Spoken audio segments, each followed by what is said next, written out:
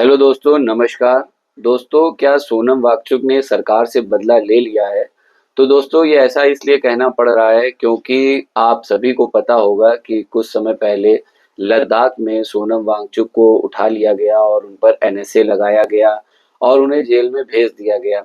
NSA के बारे में आप सभी को पता होगा कि जो भी व्यक्ति राष्ट्र के लिए खतरा है, उस पर एनएसए लगाया जाता है और उसमें 6 महीने तक तो जमानत का प्रावधान भी नहीं है और 1 साल और उससे ज़्यादा समय तक उसे रखा जा सकता है बंद करके।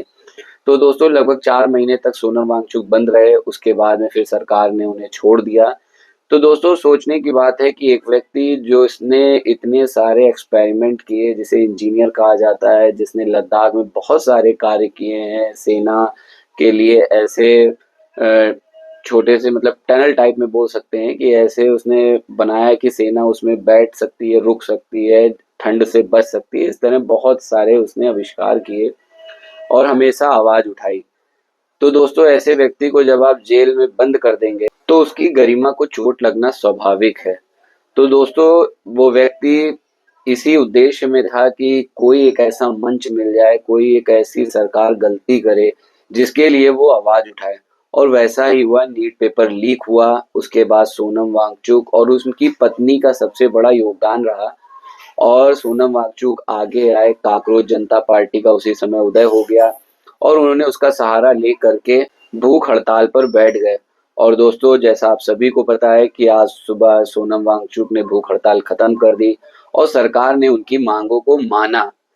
तो दोस्तों, आप इससे सोच सकते हैं कि वो व्यक्ति जो राष्ट्र के लिए कभी खतरा था, उसने सरकार को झुका दिया, अपने आगे झुकने को मजबूर कर दिया, उनकी मांगों को माना।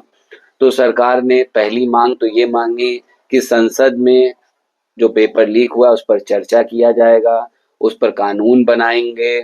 तीसरा, जो 20 जुलाई को जो आपने जंतर मंतर पे झड़प पुलिस और छात्रों की देखी, उसमें जो भी एफआईआर हैं वो वापस ली जाएंगी।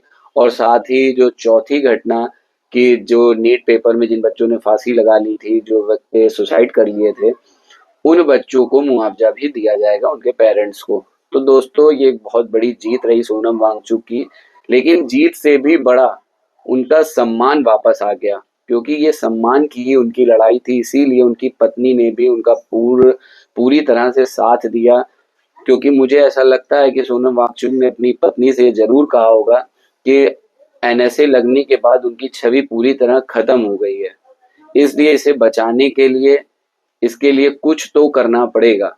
दोस्तों, आपने बहुत से चैनल देखे होंगे जो कह रहे थे कि सोनम वांगचुक गद्दार है, देशद्रोही है, फला है, बहुत सारी चीजें बोल रहे थे, जो कह रहे थे कि ये तो सफल नहीं होगा, सरकार इनकी मांगे नहीं मानेगी। तो सरकार ने मान लिया। अब वो चैनल वाले क्या कह रहे हैं, अब वो कह रहे हैं कि बताओ, इन थोड़े से शर्तों के साथ में उन्होंने मान लिया। तो दोस्तों, ऐसे चैनल वालों को तो मैं क्या ही बोलूं। खैर, वो तो आप खुद सोच सकते हैं, आपका अपना विवेक है। लेकिन दोस्तों, मेरी नज़र में सोनम वांगचुक की जीत हुई और जो उनकी छवि एक खराब हुई थी, वो भी वापस आई है। आगे क्या होगा वो एक अलग विषय है, लेकिन सोनम वांगचुक ने सरकार को घुटनों के बल झुका दिया, ये एक सबसे बड़ा सच है। जय हिंद।